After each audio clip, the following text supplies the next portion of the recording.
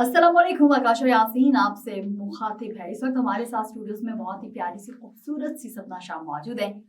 इंतजार नहीं करवाएंगे, वेलकम कहेंगे। अस्सलाम वालेकुम। जी वालेकुम अस्सलाम। कैसी है आकाशा? आकाशा बिल्कुल ठीक है, आप कैसी हैं? मैं बिल्कुल ठीक हूँ यार थैंक्स गॉड आपने टाइम दे दिया।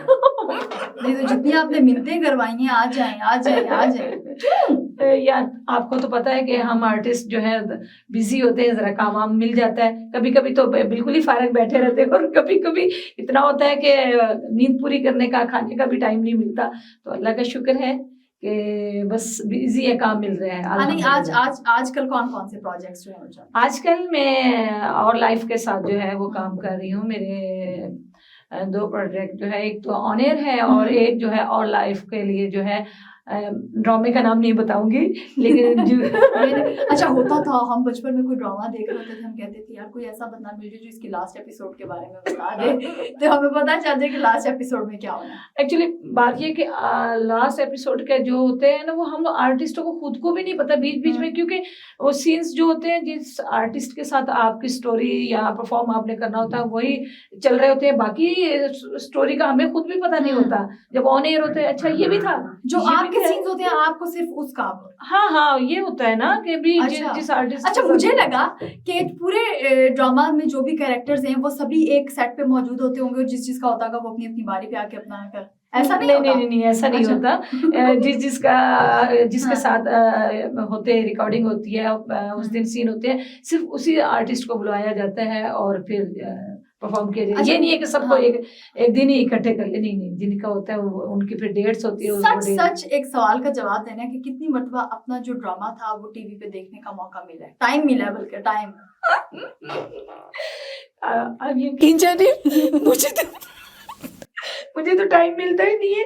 मैं जब भी मेरा प्रोग्राम कोई लाइव प्रोग्राम हो या कोई रिकॉर्डेड प्ले जो चल रहे होते हैं तो मैं अपने हस्बैंड को कहती हूँ शायद जरा देखना, मुझे बताइएगा कि कैसे अच्छा सो जाती हूँ तो मुझे कहते हैं यार मुझे किस चीज की सजा दी है तुमने।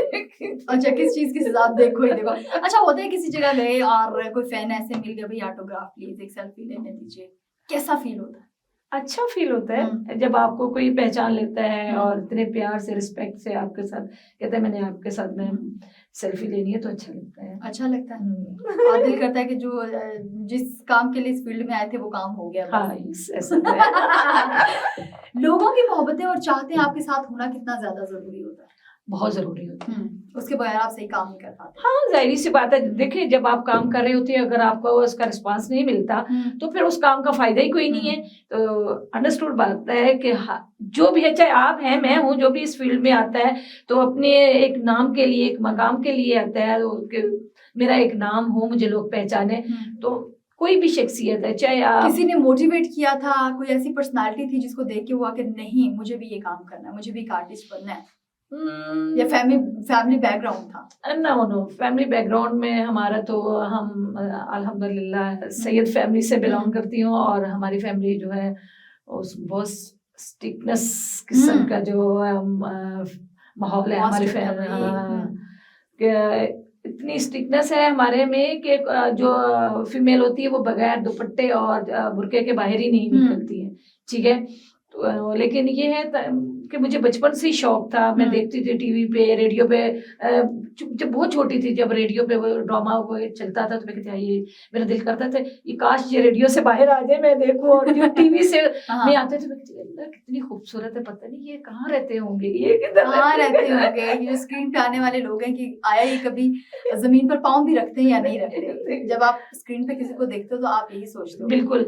और मैंने अपनी लाइफ का फर्स्ट प्ले जिनका मैं बहुत, मेरे ख्याल में 2 क्लास में पढ़ती थी कि रेडियो पे एक प्रोग्राम चलता था क्या कौन सा, मसीहा आपका खत मिला। ये प्रोग्राम अनीता कैंफर उसकी होस्ट थी और अनीक नाजी साहब, मैं ऐसे शौक से वो प्रोग्राम में, अच्छा प्रोग्राम था वो मैं सुनती थी। और मैंने जब लाइफ का फर्स्ट प्ले किया तो वो उस ड्रामे में मेरी मदर का कैरेक्टर उन्होंने किया।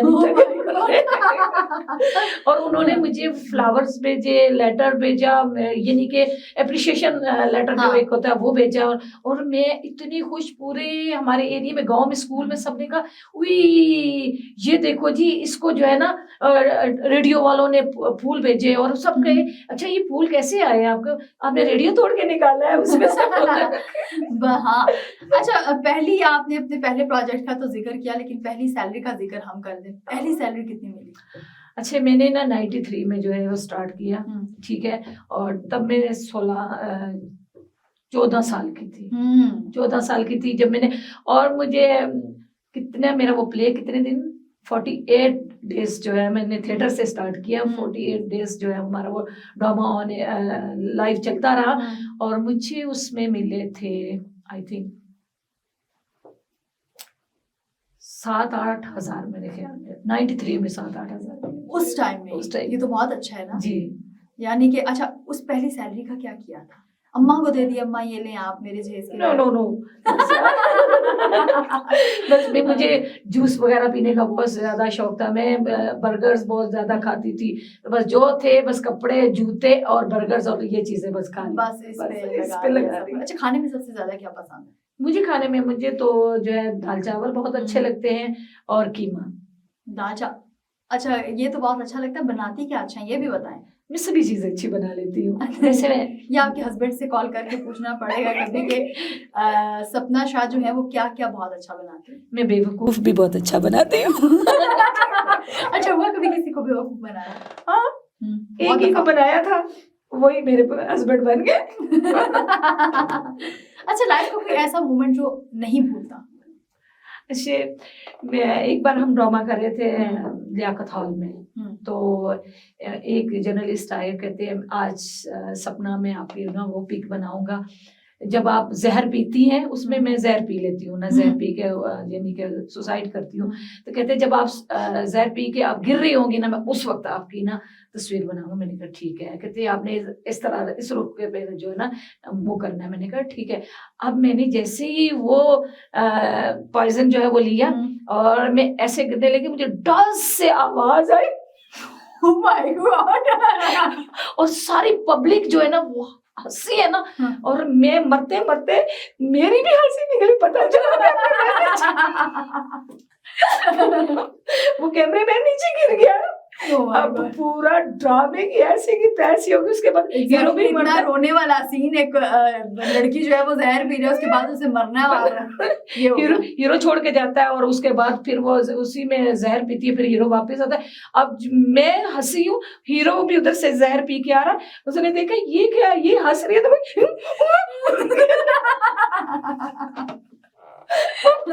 पूरा ड्रामा पब्लिक हंस के वाइंड अप तो उधर था, उधर ही हमारा सब कुछ जो है वो क्या है सब कुछ किससे डांट पड़ी हो लाइफ में कभी ड्रामा के दौरान? क्या कर रही है सपना, ऐसे नहीं करना? नहीं, कभी ऐसा नहीं हुआ, लेकिन ये है कि रिहर्सल्स के दौरान जो है वो बता देते हैं यूं करना चाहिए, यूं करना चाहिए, लेकिन मुझे अगर डांट पिटती है तो मेरे हस्बैंड से ही पिटती है। अच्छा, ड्रामा इंडस्ट्री में कौन से ऐसे कैरेक्टर्स हैं जिनसे सीखने को बहुत कुछ मिला?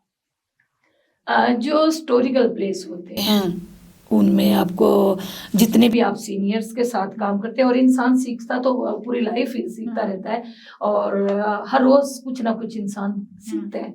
तो अल्हम्दुलिल्लाह जब मैं अपने सीनियर्स के साथ काम करती हूँ तो मैं देखती हूँ उनको कि वो कौन सी मोमेंट कैसे ले रहे हैं, कौन सा लफ्ज कैसे बोलते हैं, मैं सीखती हूँ। और जैसे आप है, मैं आपसे भी कुछ सीख लेती हूँ, और कोई ना कोई, हर बंदा कोई जो आता है वो उसके अंदर कोई ना कोई हुनर जरूर होता है। ये बहुत खूबसूरत बात की आपने कि हमें सबसे कुछ ना कुछ सीखना चाहिए। कोई भी इंसान परफेक्ट नहीं है लाइफ में, जो भी आपको मिलता है कुछ ना कुछ आपको सिखाता है। बिल्कुल। कुछ लोग तो बहुत अच्छा सबक सिखाते हैं, तो उनसे भी वो जो अच्छा सबक सिखाते हैं वो भी आपको सीखना चाहिए। और अच्छा, किस टाइप के ड्रामास बहुत ही ज्यादा पसंद है? यानी वो कैरेक्टर जिस टाइप के, भाई रोने धोने वाले नहीं होने चाहिए, ये बहुत मुश्किल, आसान कौन सा कैरेक्टर है निभाना?